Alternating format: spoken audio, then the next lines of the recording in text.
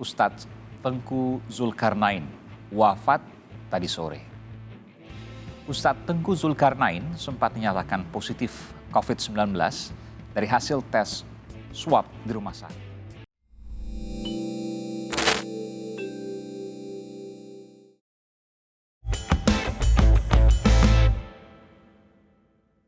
Kita baru mendapat kabar Tengku Zulkarnain wafat.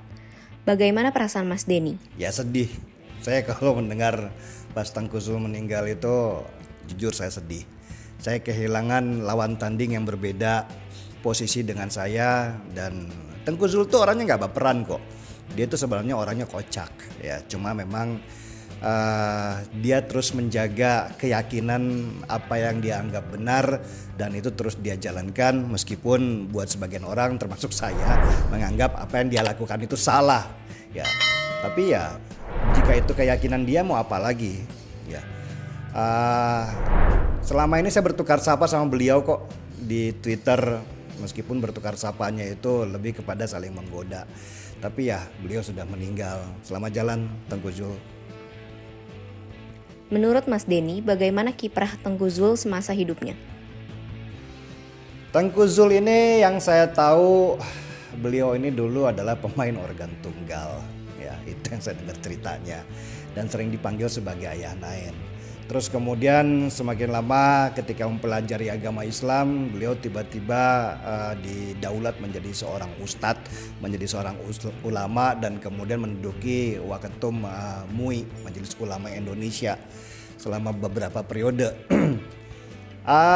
Cuman itu sih yang saya tahu. Selebihnya beliau ini suka sekali menampilkan tweet-tweet yang sangat provokatif ya. Tetapi begitulah cara beliau mengumpulkan banyak orang-orang yang sejalan pemikirannya dengan dia. Dan itu nggak salah sih. Yang salah mungkin adalah banyak pernyataan-pernyataannya yang terlalu provokatif, seperti misalnya dia akan menggantikan Jokowi menjadi presiden jika beliau sudah wafat. Nah ini kan yang sangat provokatif. Tapi ya sudahlah, masih banyak kebaikan-kebaikan beliau mungkin yang akan diketahui oleh saudara-saudaranya yang saya belum tahu. Nah, saya sih mendoakan yang baik-baik saja untuk Tengku Zul. Melihat komentar netizen di media sosial, ada yang berduka dan tidak sedikit yang malah mengungkap sukacita.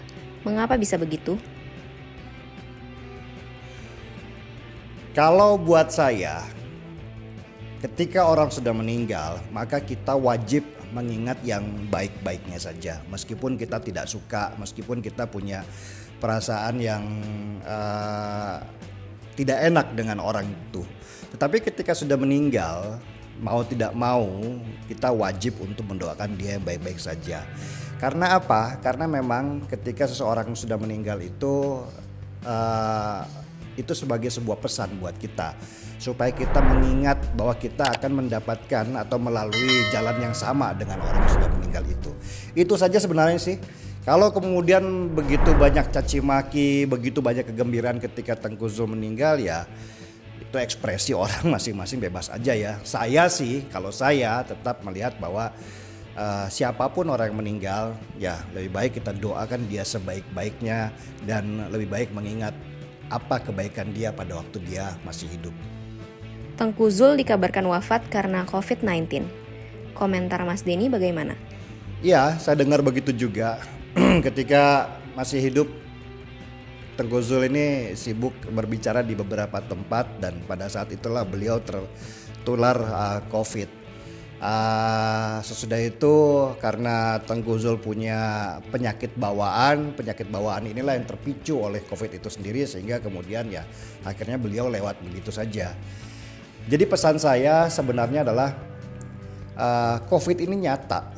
COVID ini tidak bisa diremehkan. Bukan ketakutan-ketakutan yang dibangun oleh media, tetapi memang betul-betul ada dan betul-betul sangat berbahaya, terutama buat mereka yang punya penyakit bawaan atau komorbid yang bisa menjadi picu daripada kematian. Jadi kalau kita sering kemana-mana, kita harus ingat bahwa di rumah ada orang tua mungkin ya, atau saudara yang memang sudah punya penyakit bawaan. Mungkin bukan kita, tetapi bisa saja kita membawa penyakit itu dan membuat mereka tertular sehingga mereka kemudian akhirnya masuk rumah sakit dan parah.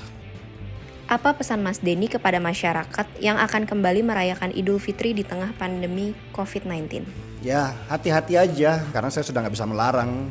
Tetapi bahwa pemerintah melarang Idul Fitri, melarang mudik itu sebenarnya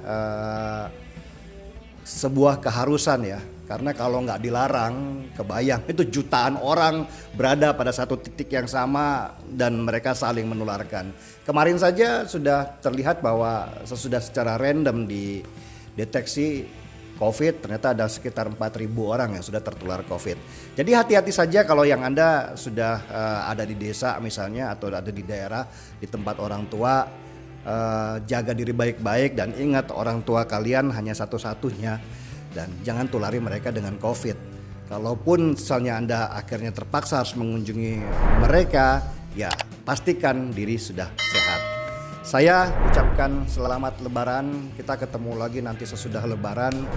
Dan mohon maaf jika ada kata-kata saya yang tidak berkenan nantinya.